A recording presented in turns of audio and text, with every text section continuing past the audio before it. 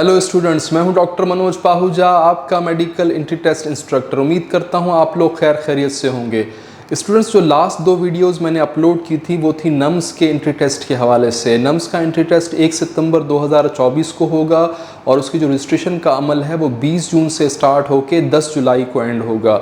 अगर आप late fees के साथ फॉर्म सबमिट करते हैं तो 17 जुलाई तक आप अपने एडमिशन फॉर्म्स को सबमिट कर सकते हैं। इसके अलावा एडमिट कार्ड कब दिया जाएगा, टेस्ट के हवाले से सिलेबस कौन कौन सा है, उसमें कौन कौन से चैप्टर्स मौजूद हैं, और स्टूडेंट के बहुत सारे सवालात जो फ़ीस से रिलेटेड थे, स्कॉलरशिप से रिलेटेड थे, वो मैंने उन 2 वीडियोस में एक्सप्लेन किए हैं। तो जिनको भी नम्स की इंटरेस्ट के हवाले से कोई भी मालूमात चाहिए वो 2 वीडियोस ज़रूर चेक कर लें। आज की जो वीडियो है वो HSC टेस्ट के हवाले से है। HSC ने अपना टेस्ट अनाउंस कर दिया है, जिसकी जो रजिस्ट्रेशन की आखिरी तारीख है वो है 30 जून और जो टेस्ट एक्सपेक्टेड है वो 14 जुलाई को है। अब स्टूडेंट यहाँ पर बहुत ज़्यादा परेशान है क्योंकि वो ये सोच रहे हैं कि अब वो आखिर किस टेस्ट की तैयारी करें। क्या वो नम्स की एंट्री टेस्ट की तैयारी करें, क्या वो PMDC के MDCAT की तैयारी करें, क्या वो HSC टेस्ट की तैयारी करें जो बिल्कुल अभी 14 जुलाई को होने वाला है। तो बहुत सारे चीज़ें साथ में होना शुरू हो गई हैं और स्टूडेंट इस मकाम पे कंफ्यूज होना शुरू हो जाते हैं। तो बिल्कुल कंफ्यूज होने की ज़रूरत नहीं है। सबसे पहले आपने नम्स और PMDC के MDCAT की तैयारी अलग नहीं करनी, ये बात समझ लें। आप स्टूडेंट ये समझते हैं शायद नम्स की एंट्री टेस्ट की तैयारी अलग है, PMDC के MDCAT की तैयारी अलग है। नहीं, मैंने पिछली वीडियो में आपको बताया था कि नम्स का सिलेबस तो इवन PMDC के सिलेबस से भी कम है। चैप्टर्स जो नम्स में हैं वो PMDC वाले सिलेबस से भी कम हैं। तो आप अगर PMDC के MDCAT की तैयारी कर रहे हो तो समझो आप नम्स के एंट्री टेस्ट की तैयारी भी साथ साथ कर रहे हो। अलग तैयारी नहीं होती, आप एक वक्त में दोनों टेस्ट के लिए प्रिपेयर हो रहे होंगे। तो पहले तो उस कन्फ्यूजन को हटा लें। फिर आगे आते हैं HSC के टेस्ट के हवाले से।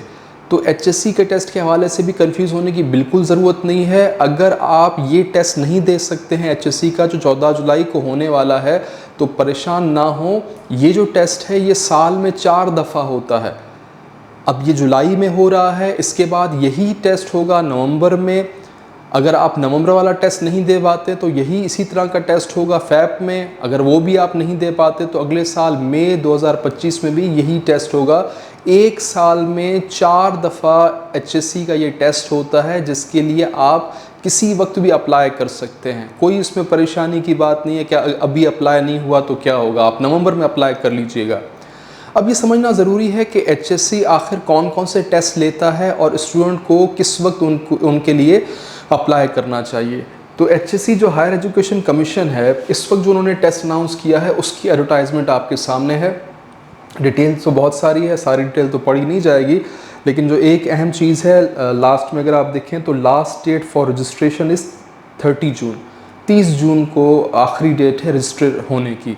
उसके अलावा यहाँ पर वेबसाइट भी दी गई है जिस पे आप रजिस्टर कर सकते हैं। इसका लिंक मैं शेयर कर दूँगा इसी वीडियो के डिस्क्रिप्शन में।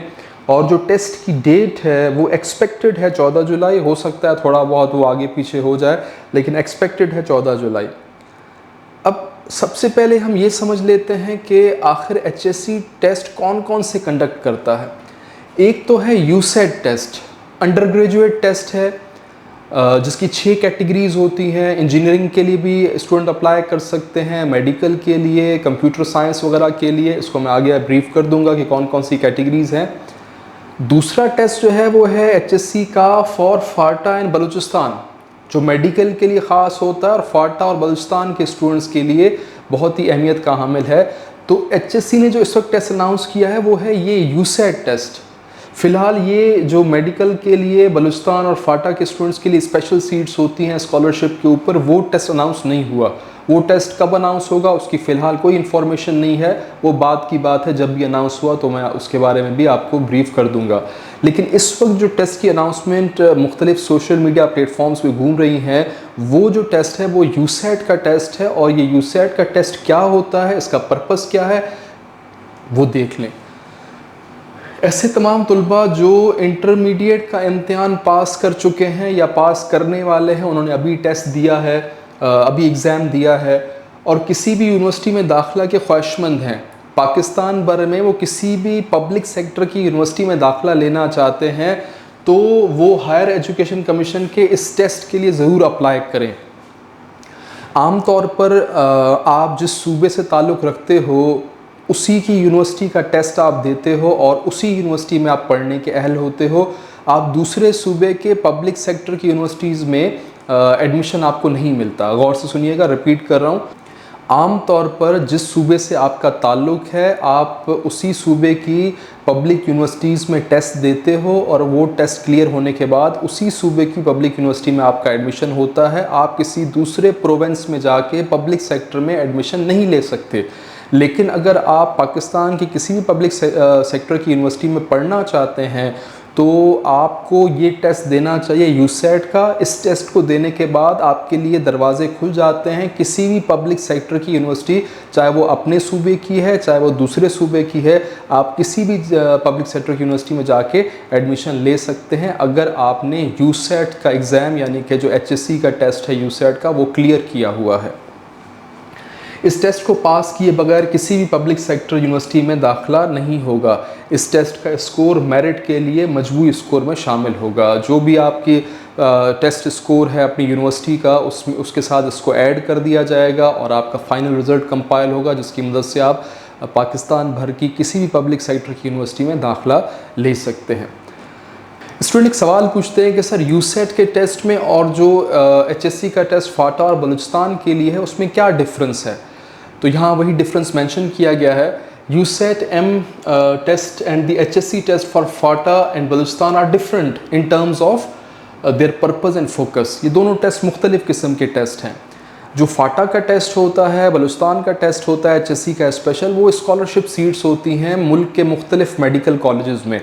उसमें कोई फ़ी आपको देनी नहीं पड़ती और आप किसी भी मेडिकल कॉलेज जो कि HSC के साथ एफिलिएटेड हैं उनमें दाखिला ले सकते हैं। लेकिन जो यूसेट का टेस्ट है वो आपको एडमिशन दिलवाता है पब्लिक सेक्टर की मेडिकल यूनिवर्सिटीज़ में। अगेन जो HSC का जो यूसेट टेस्ट है वो मेडिकल कॉलेजेस जो एफिलिएटेड हैं HSC के साथ उनमें आप सीट ले पाएंगे। स्कॉलरशिप ये गारंटी नहीं करता, सिर्फ एडमिशन के पर्पज़ के लिए यूसेट है। अगर आप स्कॉलरशिप टेस्ट की बात कर रहे हैं तो वो HSC का जो फाटा और बलूचिस्तान के लिए स्पेशल टेस्ट है जो अब तक अनाउंस नहीं हुआ, आगे चलकर जब अनाउंस होगा तो उसकी मालूमात मैं ज़रूर आपके साथ शेयर करूँगा। वो टेस्ट स्कॉलरशिप का टेस्ट कहलाता है। तो यूसेट टेस्ट है एडमिशन के लिए, हो सकता है कुछ स्पेशल चांस आपको मिल जाए स्कॉलरशिप का, लेकिन मोस्ट प्रोबेबली जो यूसेट का टेस्ट है वो सिर्फ एडमिशन टेस्ट है मुल्क भर के मुख्तलिफ मेडिकल कॉलेजेस में जो कि HSC के साथ एफिलिएटेड हैं। Achieving a high score on USAT can indirectly enhance opportunities for scholarship. पहले मैंने ये बात कही कि यूसेट का टेस्ट जो है वो एडमिशन टेस्ट है, लेकिन यहाँ पर एक बात लिखी हुई है कि अगर आप हाई स्कोर अचीव करते हैं यूसेट के टेस्ट में तो उससे आपको स्कॉलरशिप का चांस मिल सकता है। अगर आप हाई स्कोर अचीव नहीं करते तो सिर्फ आपको एडमिशन मिलेगा, बाकी खर्चे आपने खुद करने होंगे। लेकिन अगर आपने हाई स्कोर अवेल किया है HSC के टेस्ट में तो चांसेस हैं कि आपको स्कॉलरशिप भी एडमिशन के साथ साथ मिल सके। अभी देखें HSC test for FATA and Balochistan. This test is specifically design to provide educational opportunities to students from the FATA and Balochistan regions. It aims to facilitate access to higher education for students from these underprivileged areas by offering scholarship and reserved seats in various universities and colleges। इसमें आपको scholarship भी मिलती है और आपको admission भी मिलता है। अब ये मैं असल बात ये करना चाह रहा था, देखें ये टेस्ट है यूसेट का टेस्ट जो अनाउंस हुआ है और ये साल में 4 बार होगा और उनकी जो टेंटेटिव डेट्स हैं, प्रोबेबल जो डेट्स हैं वो पहले ही HSC ने अपनी वेबसाइट पे इस साल के शुरू में दे दी थी। अब जो डेट उन्होंने शुरू में दी थी उसके हिसाब से इन्होंने संडे 7 जुलाई रखा था यूसेट का पहला टेस्ट, जो अभी वो 7 जुलाई को नहीं हो रहा, अभी उन्होंने डेट दी है 14 जुलाई को। और दूसरा टेस्ट जो होगा संडे नवंबर 3, हो सकता है वो 10 नवंबर को हो जाए, अभी 3 नवंबर लिखा है, मोस्ट प्रोबेबली वो 10 को भी जा सकता है।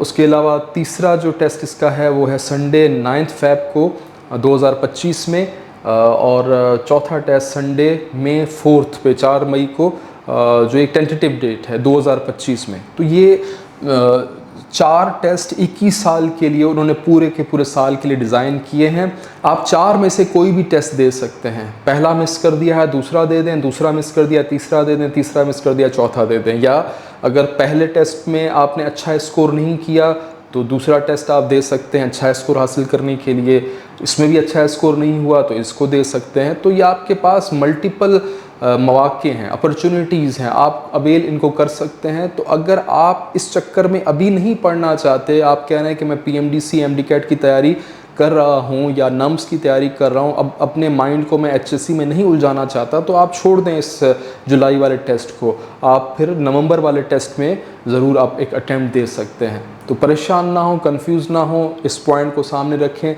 ये टेस्ट फिर भी होगा, इसलिए रिलैक्स रखें अपने आप को। अब ये 6 कैटेगरीज़ हैं जो यूसेट का टेस्ट हमें मौके दे रहा है। इंजीनियरिंग के स्टूडेंट्स जो टेस्ट देंगे उसमें मैथमेटिक्स का पोर्शन होगा, उसे आप नाम दे रहे हो यूसेट E। मेडिकल के स्टूडेंट जो मेडिकल कॉलेजेस में दाखिला चाहते हैं वो यूसेट M का पोर्शन क्लिक करेंगे। जब आप एडमिशन फॉर्म फिल कर रहे होंगे वहाँ पर आपको ये मेंशन करना होगा कि किस कैटेगरी के लिए आप टेस्ट देना चाहते हैं। तो यूसेट M का टेस्ट आप अवेल करेंगे अगर आप मेडिकल के स्टूडेंट हैं। उसमें फिर बायोलॉजी, फिज़िक्स और केमिस्ट्री के सवालात होंगे along with verbal reasoning and quantitative reasoning. इसके अलावा आर्ट्स के सेक्शन के लिए जो स्टूडेंट हैं वो यूसेट A का टेस्ट देंगे। कंप्यूटर साइंस के लिए यूसेट CS का टेस्ट होगा। बिजनेस एंड कॉमर्स के लिए यूसेट B का टेस्ट होगा। और जनरल साइंस वगैरह जो साइंस के मुख्तलिफ फील्ड्स हैं मेडिकल कॉलेजेस के अलावा, वो स्टूडेंट जो है वो यूसेट GS का टेस्ट देंगे। तो 6 कैटेगरीज़ हैं, यानी 6 तरह के स्टूडेंट जो हैं ये टेस्ट अवेल कर सकते हैं और इस टेस्ट की बुनियाद पे वो पब्लिक सेक्टर की यूनिवर्सिटीज़ में दाखिला ले सकते हैं। इस साल के लिए बात बताई जा रही है, Higher Education Commission has announced the registration schedule for the under graduate studies admission test USAT 2024। The last date to apply for USAT is June 30th, 2024। HSC US set will be tentatively held on 14th July। ये अभी के लिए जो पहला test ये इस साल में कंडक्ट कर रहे हैं उसकी डेट्स हैं। अगला टेस्ट नवंबर में होगा, उसकी डेट्स वो बाद में आएंगी, लेकिन फ़िलहाल वो 3 नवंबर को एक्सपेक्टेड है कि हो सकता है। तो वो टेस्ट भी अपने माइंड में रखें, वो डेट भी आपके जहन में होनी चाहिए। Who can apply for the under graduate studies admission test? कौन कौन अप्लाई कर सकता है? Students who have pass the higher secondary school certificate और इक्विवेलेंट, जो पास कर चुके हैं इंटरमीडिएट का एग्ज़ाम, वो ये टेस्ट दे सकते हैं।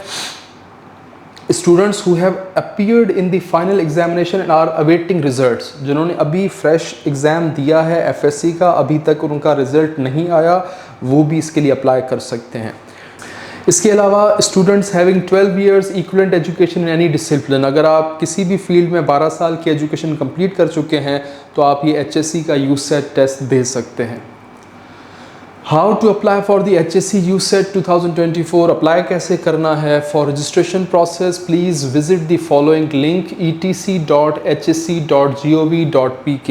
ये लिंक मैं डिस्क्रिप्शन में डाल दूंगा इसी वीडियो की, उससे आप इसको लॉगिन कर सकते हैं। इस वेबसाइट पे जाके आपने अपनी रजिस्ट्रेशन के अमल को कंप्लीट करना है। In case of any Curie during the online registration, अगर आपकी रजिस्ट्रेशन में कोई मसला आ रहा है तो फिर आपने विज़िट करना है onlinehelp.hsc.gov.pk को, या फिर विज़िट करना है HSC regional office for the guidance.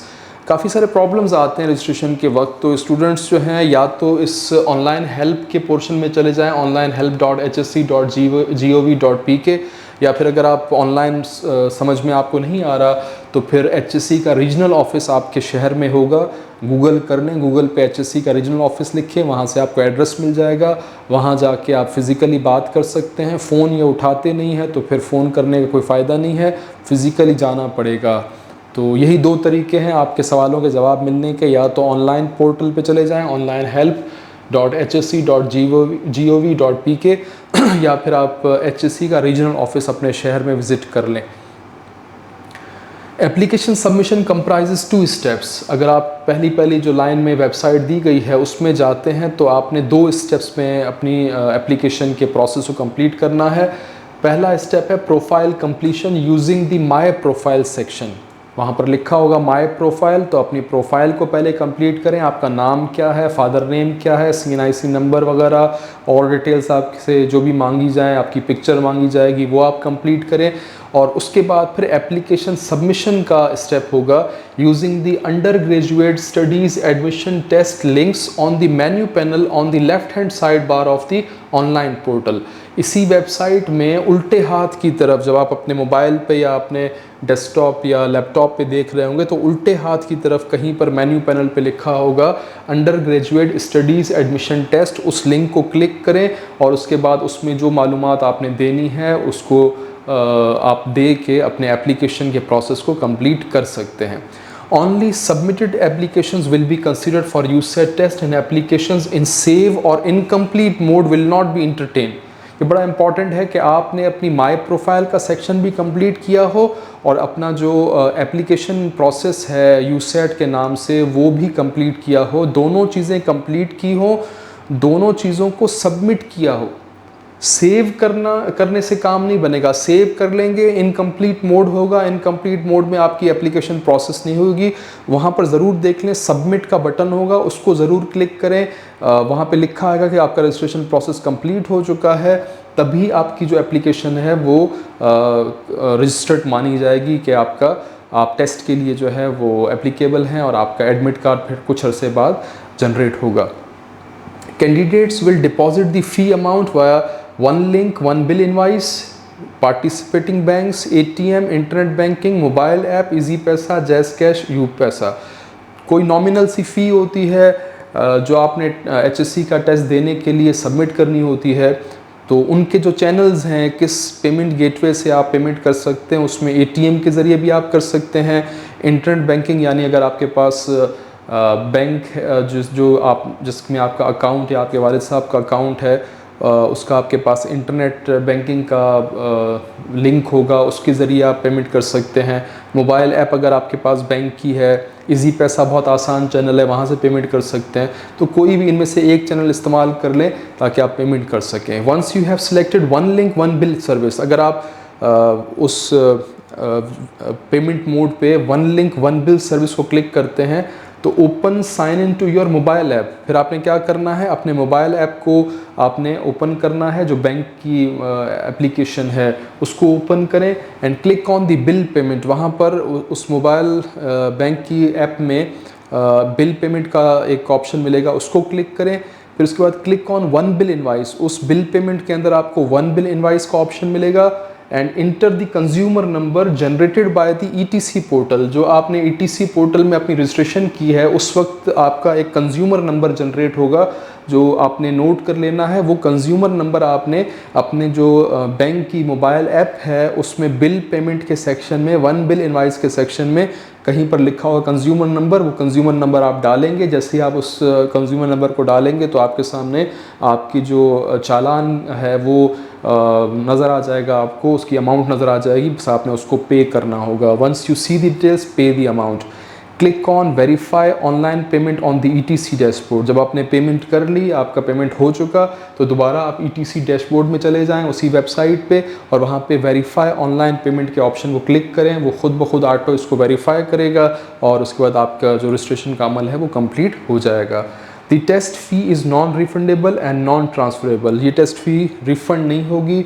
बाद में आपने फ़ैसला किया कि मैं टेस्ट नहीं देता हूँ या फिर मैं किसी और को, कज़न को कह देता हूँ कि वो मेरी जगह पे जाके टेस्ट दे दे, अपना ही टेस्ट दे, अपना ही नाम होगा उसका, लेकिन आपकी जो फ़ीस है वो उसके नाम पे ट्रांसफ़र नहीं हो सकती है। वो टेस्ट नहीं दे सकता, आपने खुद ही टेस्ट देना है। या तो आप दें या ना दें, आपकी मर्ज़ी है, लेकिन आपका जो फ़ी है वो रिफ़ंड नहीं होगा।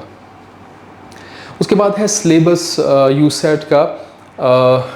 इस वक्त आपके सामने है यूसेट ई, यानी कि इंजीनियरिंग के जो स्टूडेंट हैं वो जो टेस्ट देंगे उनका सिलेबस है। वर्बल रीजनिंग के 20 सवाल हैं जिसमें एनालॉजी के 5 सवाल होंगे, सिनोनिम एंटीनिम के 4 सवाल होंगे, सेंटेंस कंप्लीशन के 6 सवाल होंगे, कंप्रीहेंशन के 5 सवाल होंगे। इसी तरीके से अगला पोर्शन है क्वांटिटेटिव रीजनिंग का, उसमें टोटल 25 सवाल हैं। अरिथमेटिक पोर्शन 6 सवाल। अरिथमेटिक में सिंपल मैथमेटिक्स होती है, मल्टीप्लिकेशन, डिवीजन, माइनस, प्लस वगैरह। अलजबरा के 4 सवाल, ज्योमेट्री सेक्शन के 3 सवाल, इक्वेशंस 3 सवाल, स्टैट्स के 3 सवाल और scenario based mental mathematics, math से रिलेटेड कोई 6 सवाल होंगे। कुल मिला के वर्बल रीजनिंग और क्वांटिटेटिव रीजनिंग के 45 सवाल हैं। उसके बाद फिज़िक्स है 10 क्वेश्चंस, केमिस्ट्री के 10 सवाल और मैथमेटिक्स के 10 सवाल। तो ये टोटल बनते हैं 75 सवाल। पार्ट ए जो पहला पार्ट है टेस्ट का, उसमें 75 सवाल हैं और इन 75 सवालों के लिए आपको 100 मिनट दिए जाएंगे। 100 मिनट में आपने ये 75 क्वेश्चंस करने होंगे। जो इंजीनियरिंग के स्टूडेंट्स हैं उनके लिए मैथमेटिक्स के क्वेश्चन हैं। बाकी जो वर्बल रीजनिंग, क्वांटिटेटिव रीजनिंग है, ये आपको मेडिकल के टेस्ट में भी मिलेगा, आर्ट्स में मिलेगा, लेकिन जो पोर्शन डिफरेंट है वो मैथमेटिक्स के 10 सवाल हैं।